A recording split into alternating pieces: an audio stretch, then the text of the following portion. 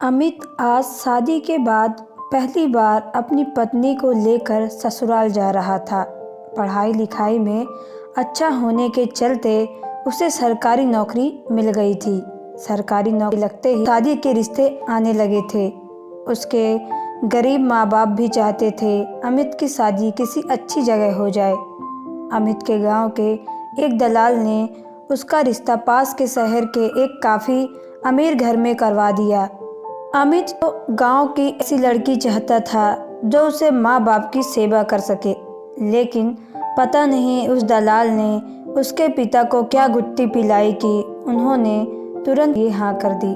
सगाई होते ही लड़की वाले तुरंत ही शादी करने के लिए कहने लगे थे और अमित के पिताजी ने तुरंत ही शादी कर दी, हाँ भर दी। शादी से पहले अमित को इतना भी मौका नहीं मिला कि वह अपनी होने वाली पत्नी से बात कर सके।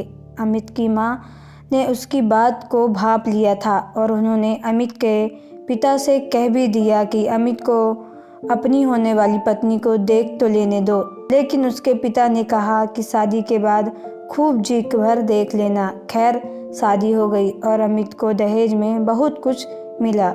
लड़की वाले तो अमित को कार भी दे रहे थे, लेकिन अमित ने मना कर दिया कि वह दहेज, लेकिन उसके पिताजी के कहने पर मान गया। सुहागरात को अमित को कुछ न कुछ समझ में आने लगा था, क्योंकि उसकी नई नई पत्नी बनी आशा ने न तो उसके माता पिता की इज्जत की थी और न ही सुहागरात को उसने अमित को अपने पास फटकने दिया था। अमित ने आशा से कई बार पूछा कि तुम्हारी शादी मुझसे ज़बरदस्ती तो नहीं हुई, लेकिन आशा ने कोई जवाब नहीं दिया। शादी के तीसरे दिन अमित अपनी माताजी के कहने पर एक रस्म के मुताबिक आशा को छोड़ने ससुराल चल दिया। अमित और आशा ट्रेन से उतरकर पैदल ही चल दिए। अमित की ससुराल रेलवे स्टेशन के पास ही थी। रास्ते में आधा अमित से आगे चलने लगी। अमित ने देखा कि दो लड़के मोटरसाइकिल पर उनकी तरफ आ रहे थे। वे आशा को देखकर रुक गए और आशा भी उनको देखकर काफ़ी खुश हुई। अमित जब तक आशा के पास पहुंचा तब तक वो दोनों लड़के उसकी तरफ से देख चले गए। आशा के चेहरे पर असीम खुशी झलक रही थी। अमित के पास आने पर आशा ने अमित को उन लड़कों के बारे में कुछ नहीं बताया और अमित ने भी नहीं पूछा। अमित अपनी ससुराल पहुंचा। वहाँ पर सब लोग केवल आशा को देखकर खुश हुए और अमित की तरफ किसी ने ध्यान भी नहीं दिया। आशा की माँ उसे लेकर अंदर चली गई और अमित बाहर बरामदे पर खड़ा रहा।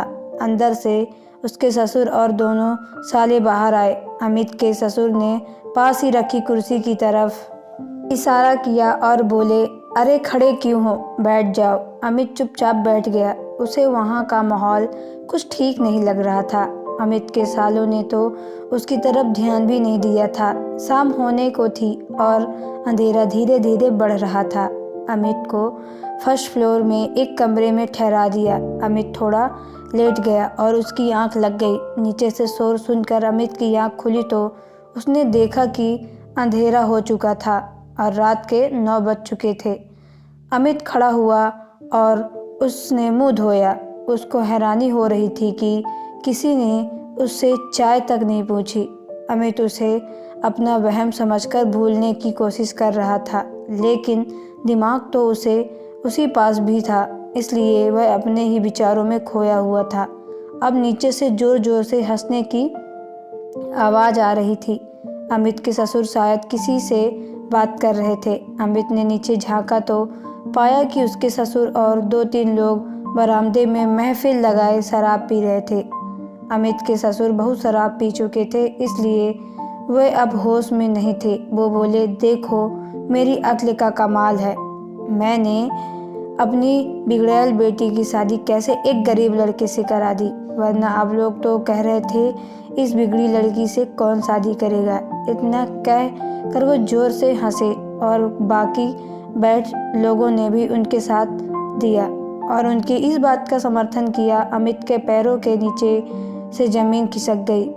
तभी अमित की सास आई और उसके ससुर के कान में कुछ बोली, जिसको सुनकर वो तुरंत अंदर गए और अमित को समझ में आ गया कि उसके ससुर ने भी अपना रोब दिखाकर उसके पिताजी को डराया होगा और उसकी शादी आशा से करा दी होगी। तभी उसके पिताजी उसकी शादी में उसके सवालों के जवाब नहीं दे रहे थे।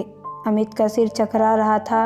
वह तुरंत नीचे उतरा और अंदर कमरे के दरवाजे पर पहुंचा। अमित ने अंदर देखा कि आशा एक कोने पे नीचे ही बैठी है और उसके ससुर उसके पास खड़े उसे डांट रहे हैं।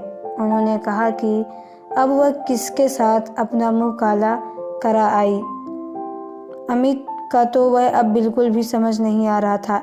ऐसा लगता था उसकी शादी किसी बिगड़ैल लड़की से करा दी गई है और उसका परिवार भी सामाजिक नहीं है। तभी उसकी सास ने आशा के बाल पकड़े और उसको मारने लगी।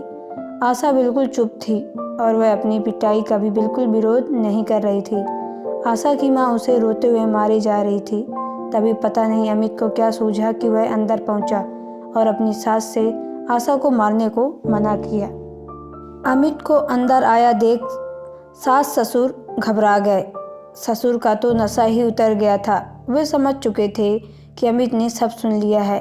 अमित के ससुर अब कुर्सी पर बैठकर रो रहे थे। उसकी सास भी बुरा हाल था। तभी अमित के ससुर एक झटके से उठे और कमरे से अपनी 2 नाली बंदूक ले आए और आशा की तरफ तान कर बोले, मैंने इसकी हर गलती को माफ़ किया है। बड़ी मुश्किल से मैंने इसकी शादी कराई और अब यह मुँह काला कर पता नहीं किसका पाप अपने पेट पे ले आई है। मैं इसे नहीं छोड़ूंगा।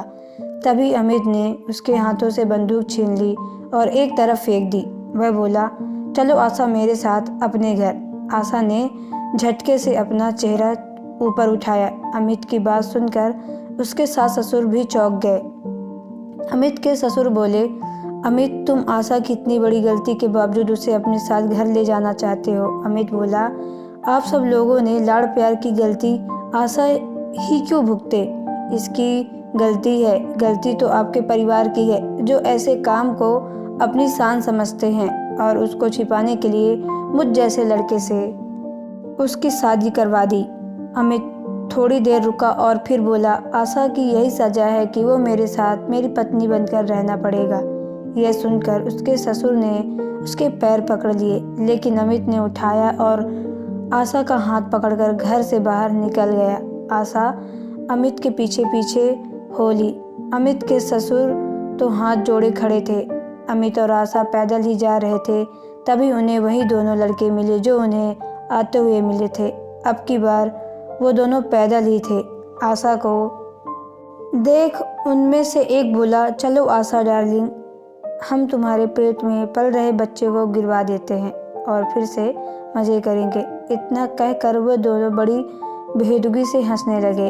उनमें से एक ने आशा का हाथ पकड़ने की कोशिश की तो अमित ने उसे पकड़कर अच्छी खासी धुनाई कर दी और जब दूसरा लड़का अपनी साथी को बचाने आया तो आशा ने उसके बाल पकड़कर गिरा दिया और लातों से अधमरा कर दिया।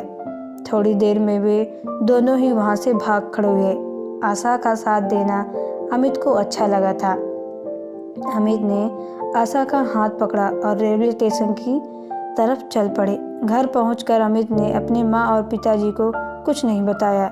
अब आशा ने अमित के घर को इस तरह संभाल लिया था कि अमित सब कुछ भूल गया। आशा ने जब उसके पेट में पल रहे बच्चे को गिराने की बात कही तो अमित ने कहा, इसमें इस मासूम की क्या गलती है? आशा अमित के पैरों पे गिर पड़ी और रोने लगी। अमित ने उसे उठाया और गले से लगाया और बोला, आशा तुम्हारे ये पछतावे के आंसू ही तुम्हारी पवित्रता है। आशा अमित के गले लगकर रोए जा रही थी। दूर मासूम की क्या गलती है? आशा अमित के पैरों में गिर पड़ी और रोने लगी। अमित ने उसे उठाया और गले लगा लिया। तो दोस्तों, आपको ये स्टोरी कैसी लगी कमेंट बॉक्स पे ज़रूर बताएं। अगर आप मेरे चैनल पर नए हो तो चैनल को सब्सक्राइब करके बेल आइकन को प्रेस कर लें, क्योंकि मैं ऐसी ही स्टोरी आप लोगों तक पहुंचाती रहती हूँ। तो चलिए मिलते हैं नेक्स्ट वीडियो पे। Okay bye, take care.